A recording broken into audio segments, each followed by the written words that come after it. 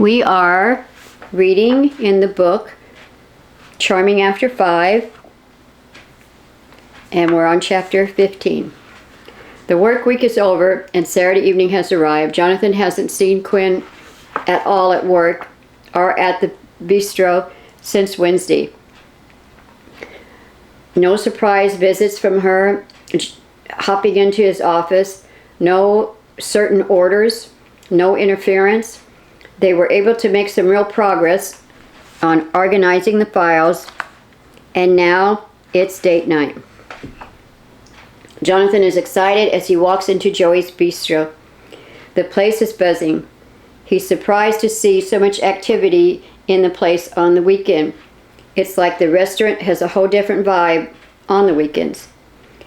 Bernie strolls in a minute later. He had stayed outside to gain his composure in case Stacy had already arrived. And he had gotten the night off, but only after promising to work the next 3 Saturdays in a row. Due to his great cooking and revenues going up immediately, his boss doesn't want to lose him. Compliments had been showered down on him within minutes of the first few orders that he sent out across the counter. He feels as though he's won a Michelin star. The guys walk over to the bar area to wait for the girls. Jonathan spots Stacy walking through the doors. He motions her over and introduces Bernie. "Stacy, this is my oldest and dearest friend, Bernie Noland. Bernie, this is Stacy Babes, my first and only assistant." Jonathan smiles at her. He can see there's instant chemistry between the two of them, and Jonathan can tell both of his friends will get along just swell. But they both start laughing, and Jonathan is confused by the apparent joke that has been made, although no words have transpired between them as of yet. Bernie smiles. "So, we meet again." Jonathan is thrown by this news. "Wait, you two have met before? Why didn't you tell me, Bernie? Remembered me telling you about the girl in the store when I was trying on tuxes? Well, here she is." Bernie waves his hand over Stacy, like he is showcasing her. Stacy smiles as well. She had really liked that gentleman in the store, but had been afraid to say anything more or be forward, and so she let that moment pass. But she's very happy now that she has had another chance. "I'm very pleased that this has turned out this way, and I'm happy that it's you, Bernie." Jonathan can't believe it, but he is happy for them as well. Bernie and Stacy step aside and start talking to each other while Jonathan watches the door for Quinn. It's 6:30 and he's getting worried. Finally, she arrives 5 minutes late. She takes his breath away with her dress. It's shimmering pink and her hair's not up in a tight knot like she wears it most days at work, or in the loose, straggly bun that he's seen when she's there at Joey's after work. But her hair is down on her shoulders, silky and flowing. Finn says nothing at first. She is just staring at Jonathan as she walks towards him. She thinks he is gorgeously handsome in his tux as well. She had been so preoccupied with Quinn's orders about their date night and info about him that she really hadn't stopped to look at him before. She whispers to herself, "Wow, this could be a problem." She is really attracted to him and has to make herself snap out of it. She has a job to do, and she has to do it for Quinn and as Quinn. She finds her voice and coolly says, "Hello there." And that's it. That's all she can muster at the moment, with his eyes focused on hers. "Here, this is for you. I feel underdressed compared to you, even in this tux. You look absolutely stunning." Jonathan reaches over to pin on the corsage. "Thank you," Finn replies. "It's lovely." They stand there in awkward silence, and Jonathan hears Bernie clearing his throat. "Oh, forgive me, will you? This is Bernie Noland, my best friend since grade school. Bernie, Quinn Herald. You already know Stacy, of course." Jonathan awkwardly made their introductions. "Hey, I've heard a lot about you from John here," Bernie says, and then sees the daggers that Jonathan is throwing at him through his eyes. Finn ignores the comment but looks at Bernie closely. I think I sort of know you. Don't you work here? Best Baja Burger ever. Stacy looks at Bernie again, kind of confused. You work here, Bernie? I thought John would have told you that I started working here this week. Bernie looks over at Jonathan and gives him a "what's up?" shrug. I didn't think about it, honestly. We've been really busy, and I figured that was your business to tell her when you two were getting to know each other better. Jonathan had tried to defend himself. Stacy assures Jonathan, that's understandable. And Jonathan suggests, well, okay, enough chit-chat. How about we get this evening started? Stacy, what's the itinerary? Where are we going? Well, things fell apart after Lauren bailed. We had planned to go to dinner and then to the opera. Well, then let's just say the dinner reservations were never made and the opera tickets were not exactly purchased either, not in time, and they sold out. I should have told you before tonight, Jonathan, but we've been so busy at work this week, and I've been trying to find a way to purchase them myself on the black market, but no luck. Oh, I see. Jonathan begins to sweat. He's totally embarrassed. He doesn't want to disappoint his lovely date, who is looking at him with a big question in her eyes. But that's not what she's wondering about. Finn is very curious as to how this transpired, but she can't act too interested. Did you say Lauren? As in Lauren Reynolds at work? She was supposed to be your date, John? Is that what I'm to make of this? Stacy jumps in and comes to John's rescue. Honestly, Jonathan wanted to ask you first. I'm the one who suggested Lauren. You were his first choice, really. I just thought you being, his boss. Jonathan is concerned. Why did she say that? She turns to Jonathan. Can you help me out here? Bernie hasn't heard Lauren's reason, and he's curious. What happened with Lauren? Why did she back out on this date if she was so desperate to go out with you, Jonathan? Jonathan laughs uncomfortably. It's a complete misunderstanding, but I didn't mind at all when she bailed. He smiled at Quinn. Not at all. I'll tell you what happened. Stacy shyly tries to explain. Lauren actually thought Jonathan and I were developing feelings for each other and that we were going to dump her and Bernie and have the evening to ourselves and even start a relationship with each other. Bernie's ears perks up. So what would make Lauren think that? Now I have to wonder. Well, she saw Jonathan comforting me one day when I had some doubts about some things going on, and she totally misread what she saw. Stacy only hopes that Bernie believes her. Jonathan desperately tries to salvage the night. Bernie, you know I'm not interested in Stacy other than as a co-worker and friend. So let's just get back to planning our evening, shall we? Stacy jumps in. Okay, so there is the option of staying here, but I didn't know you were working here now, Bernie, so that might not be so much of a fun evening for you. Anyway, I was thinking we could just stay right here and chat and get to know one another better. Though we're overdressed. I don't mean to be rude, but if he isn't behind that counter, I'm not eating here. Finn points to Bernie. Why, thank you, Pink Lady. I'm going to be training a few of those guys in the kitchen, but obviously I haven't had time to get on that yet. Bernie, since you are the chef among us, where do you suggest that we go to eat tonight? Finn inquires.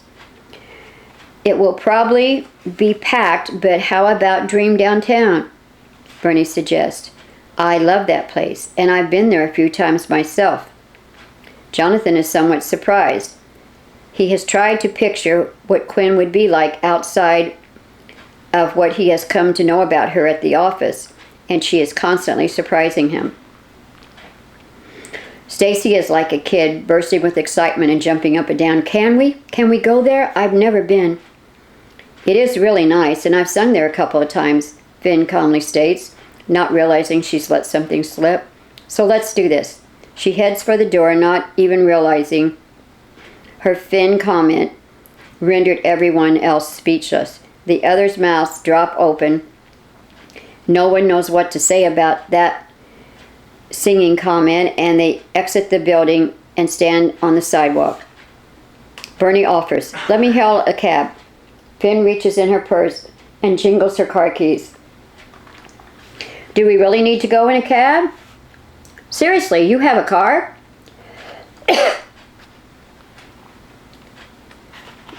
For some reason, Jonathan's surprised, though he realizes he shouldn't be. "Not just an old car, a convertible. That's why I was so late."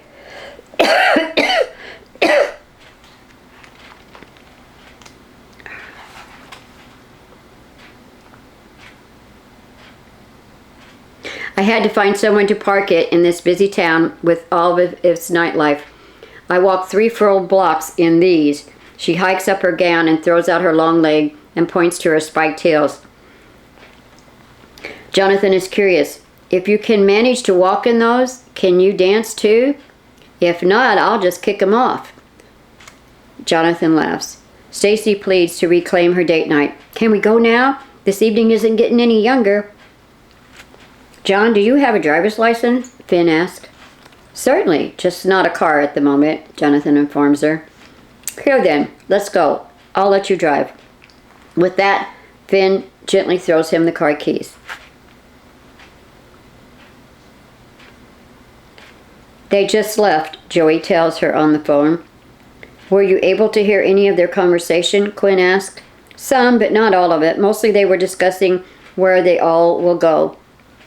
I guess they didn't have any definite plans made." "And my sister, do you think she is acting convincing as me?" Quinn wishes she could have been a fly on the wall at Joey's bistro. "From what I could hear, yes. She wasn't overly friendly. I almost thought it was you when she walked in," Joey says. "I need to know how it went. I wish I didn't have to wait until she gets home." Quinn is frustrated. She hates not being in control. She almost decided to go on the date herself, but she can't stand Jonathan Waters. It helps that he doesn't know there is a sister, so he's not thinking he's being fooled. At most, if I was him, I would question your sanity. Joey laughs at Quinn. "You and Finn are so different in personality that there are surely things that's going to confuse him, and that won't add up. You two aren't as good as you think you are at trading places." "I've always thought that was foolish." "That would be my sister's failing, not mine. I never pretend to be her, only the reverse," Quinn defends herself. "And you seem to know a lot about my sister, seeing that you have never formally met her yourself." Quinn questions Joey. "Well, I'm a people watcher. I watch people. I am surrounded all day by people in the restaurant, and you learn to pick up on things real quick. Just because I'm not in the dining room all the time doesn't mean I don't have my eye on things out here. Plus, spending time with you and then watching Finn when she comes in here, I notice the similar and not so similar things between you both. It's easy to spot. And plus, you got to admit, she looks just like you, and when I can't see you every day, it's nice to be reminded of you. She's in here a lot, you know. It's getting harder to avoid her." Joey points out the obvious. I know. It figures the one place I choose to invest in, and it all of a sudden becomes her favorite hangout with her friends. And I don't understand because the food is not good, not close to our house, and it is close to my office, which I don't like. If you add those things up, it just doesn't make any sense that she would want to be there at your bistro all the time. Quinn is irritated, and has been for a while, at that fact. "Well, for one thing, the food is great since I hired that new chef, which, by the way, is that other guy on the date tonight with Finn and your Mr. Waters and another girl. Stacy Babes. Stacy Babes is dating your new chef then, I guess. What are the odds, huh? The connections are almost too many. It's only a matter of time before Finn and everyone else finds out that I am involved with your restaurant." Quinn's not happy about all of the connected dots. Joey Joey speaks up. Just my restaurant? He's a little hurt, and you can tell it in his voice. You know what I mean. The restaurant, you, same thing. Quinn is not comfortable admitting more than a business relationship, yet that wasn't supposed to happen. It was just for financial reasons. She needed a backup in case the board succeeded and pushed her out. Getting closer to Joseph was not the plan, and when they started spending more and more time together, she found herself tolerating his humor and his company and almost liking him. A few afternoon meetings at his place turned into something that was starting to look like a relationship. Quinn Herald doesn't do relationships, and yet here she was falling for someone so opposite of what she thought her type would be, if she even had a type. But no one could find out what was going on. She was determined about that. Determined to keep it a secret. The sooner she gets Jonathan Waters and his friends away from Finn, Westin Mutual, and Joey's Bistro, the better. But the problem has just been so complicated now. She has to steer the conversation back to the business at hand. Is there anything else you can tell me to ease my mind about their interaction tonight? Joey chuckles. Just that Mr. Waters seems to be really attracted to, you. Oh, and they left in Finn's car. I'm not happy about her taking that car. Too many ways to blow our cover if she lets him in on our lives. Quinn can't wait for her sister to get home that night. Some stricter rules need to be established. She's sure of that. Joey says, so, is there any day this week that we can meet up? We have some, business to take care of.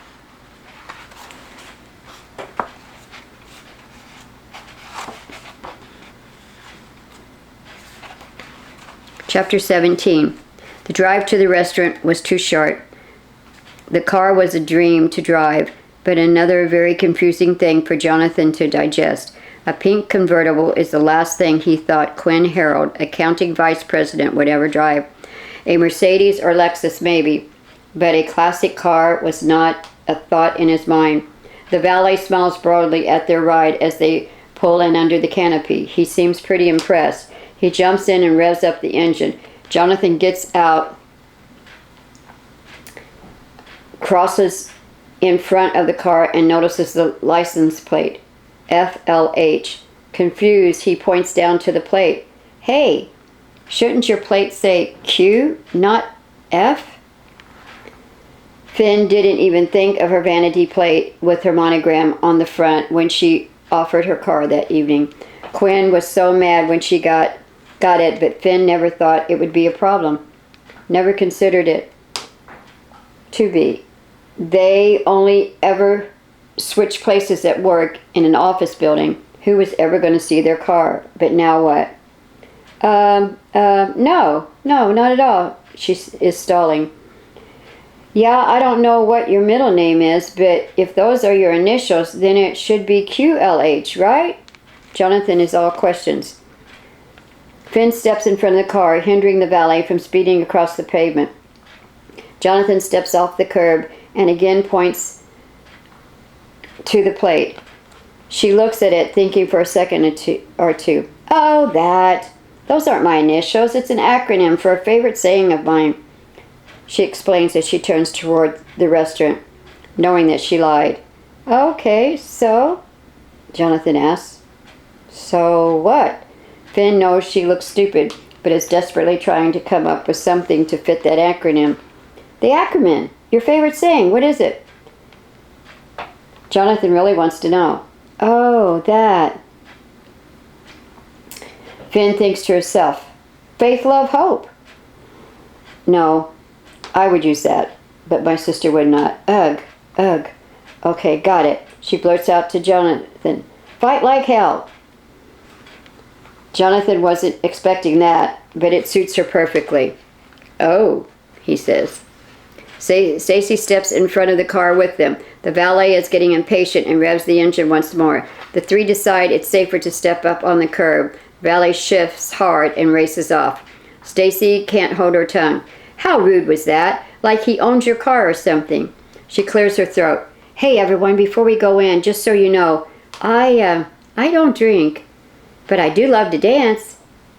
Bernie offers his help. Good for you. Tell you what, I'll be your knight in shining armor and do all the drinking for you and me. This is going to be one fun evening. Stacy arches her eyebrow. She begins to wonder about his drinking habits now. For her, this night spot is going to be very informative. The place is jam-packed. Nightlife is the life in New York City. They finish the meal and an elaborate dessert and then decide to work off those extra calories. There are other couples already out on the dance floor, slow dancing. They mingle in with the crowd. Jonathan can't believe his good luck. He actually has his beautiful redhead in his arms. It is almost a dream come true for him. It doesn't even feel strange that she's his boss. Not then. Not that night. Overall, the night is going well, he thinks. Quinn is cool but friendlier than at the office for sure. A couple of drinks in and she gets even more friendlier still. The two couples are laughing it up and having a good time. A fast song comes on and Bernie gives it his all. Stacy is a bit embarrassed but just laughs at him, enjoying himself. His large size doesn't hamper his agility whatsoever. Soon they are taking turns and giving each other the floor and each trying to outdo the other with their dance moves.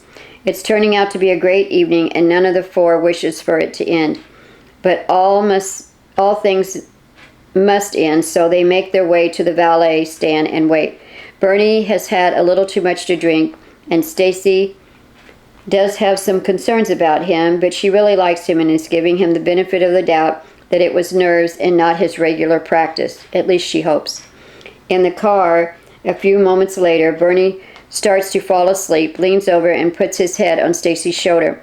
She doesn't make him move it, and he reaches up and gives her a little kiss before nodding off. Looks like there's some chemistry going on between those two back there, Jonathan observes in the rearview mirror. Finn asks, you think so? I'd say so. And at least one of us has some chemistry going on in this front seat, I have to admit. Jonathan made that remark with a broad smile.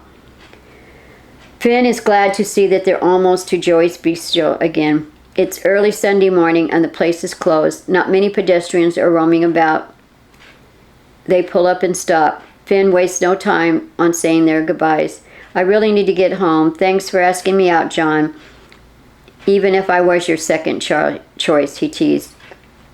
Jonathan assures her, definitely you were at the top of my list. Okay then, maybe I'll see you here again sometime this week. Jonathan laughs. He figures that their little joke now is that they're living a double life, home and then at home and then at the office, and tries to butter her up with his words. Sure thing, after 5, my charming and mysterious lady. It hits Finn what she said. She has to stop doing that. Maybe drinking and sabotage don't go well together. All of a sudden, she gets very sleepy and she yawns. Hey, why don't I drive you home? We'll dump these two right here. We'll dump them out right here. Bernie can take the subway home after helping Stacy get home, Jonathan offers.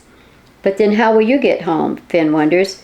Jonathan continues. I'll just call a cab from your place. How does that sound? Actually, that would be very kind of you. 2 drinks are my limit, I must admit. But tonight I went for 3, in case you were counting. Finn yawns again. She doubts that she will make it home, driving herself.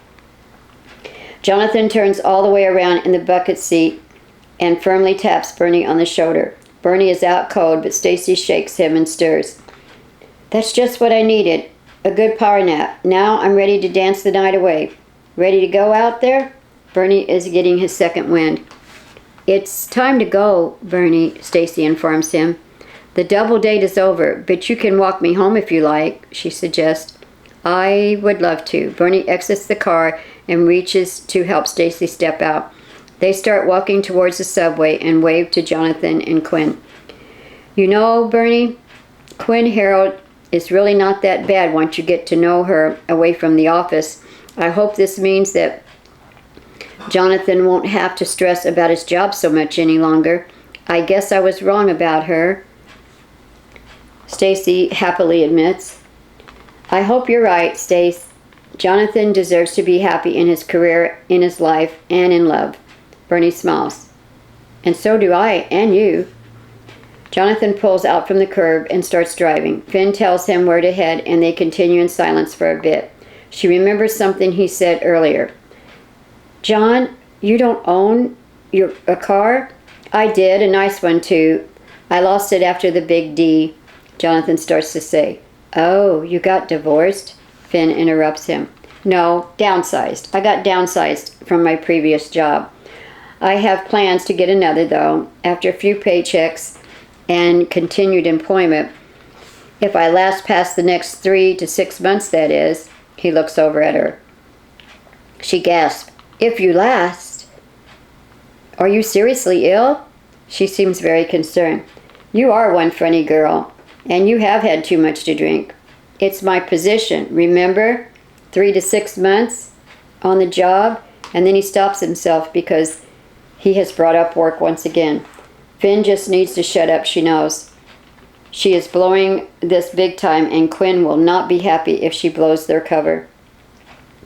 Jonathan doesn't say any more. They drive for several more miles. Her only communication for a bit is to give him directions which way to turn. Jonathan smiles and looks down at her. He sees that she's about to go to sleep. He turns up the music, not wanting her to doze off. The convertible top is down, and they just relax and enjoy the drive. Jonathan turns onto the roadway that leads to her subdivision. He remembers her saying that there's a gate and sort of remembers the name of the gated community. He slows down to a crawl on the streets of her neighborhood. Finn sits up and looks around and points to a townhouse. Should I park on the street or in the garage? Jonathan waits for her instructions. The garage, please, she says. Jonathan pulls into the garage. She leans the seat back and closes her eyes. He isn't sure what to do next then. He reaches over and softly pushes a strand of her hair away from her face. He's disappointed because he had hoped to stay and talk. He'd hoped she'd ask him in and at least have a talk. Well, good night, John. She dismisses him with a cool, Quinn-like tone. He starts to say something else, but sees that she has had too much to drink and quickly fell back to sleep. He grabs a shawl from the back seat and covers her bare shoulders. Boldly, he then gives her a slight kiss on the cheek, and she smiles halfway in her near sleep. Good night, Carmel, Quinn. Jonathan uses the office nickname for her because he feels he has finally witnessed a side of her personality that is kind. Wow, she's nothing at all like the all-business cranky Quinn everyone is afraid of there at the office. Finn almost opens her eyes but continues to pretend to be asleep. Carmel Quinn, what does that mean? He quietly gets out of the car and heads for the door. He hears Quinn stir and stops. John? Finn asks, are you leaving me in my car in my garage? Finn says with a hint of humor in her voice. The alcohol has not worn off yet. I thought it was the gentlemanly thing to do to just let you sleep it off, he offered. No, not the thing to do. Finn motions for him to return and open her car door. He smiles and walks to her side of the car and opens the door. He reaches for her hand and helps her to exit the car. They walk the 5 feet to the entrance door leading inside the house, and she stops him from opening the door. Sorry, mister. This is where you stop for the evening. Finn holds up her hand. Jonathan takes it, kisses it lightly, and walks out the side door. As he walks down the driveway to wait for a cab, Jonathan is thankful that it's Sunday and he can sleep in. He considers Stacy Babes' religious beliefs and wonders if she'll try to go off to church after being out almost all night. Thinking back over the evening, he laughs. This has got to be the strangest date I've ever been on. His cab shows up, and Jonathan gets in and begins to undo his bow tie. The cabbie whistles. "Snazzy duds you got there, fella. Where are you off to?" "Back to my boring reality," Jonathan sighs. "This is my boring reality. I got a master's in business and I still can't get a decent job." He smiles and slaps the wheel. "Night's over so soon?" "Yeah, night's over." Jonathan stretches his arms overhead and closes his eyes. "That's rough. Spent all that money on her and she leaves you out in the cold." The cabbie sounds as if he's been seeing that 100 times occur. "Not quite like that. I don't even know who she is half the time." "Ooh, it's a crazy world these days. Booze or drugs?" "Well, neither. It's either business or pleasure with her. No mixing the things up. She might have a split personality thing going on. I'm not really sure. Still trying to figure it out." Jonathan wonders why he's explaining all that to the cabbie.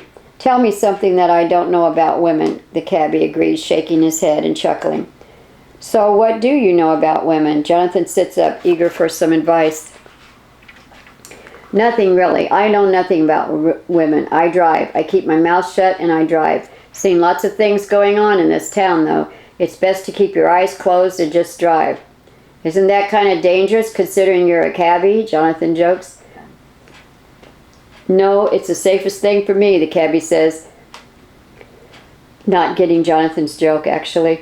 "People don't want you to look them in the face or talk to them when they ditch their cars and take a cab.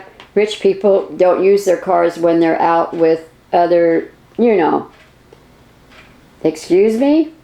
When they're out doing what?" Jonathan asks. "Doing whatever, man. Whatever it is they want to do. They have enough money to do it and to not be found out." The cabbie acts like he's a TV drama host and everything is so suspenseful. "Seems to me that you just might know a lot about women and men. Probably a lot more about women than you're saying," John accuses the cabbie.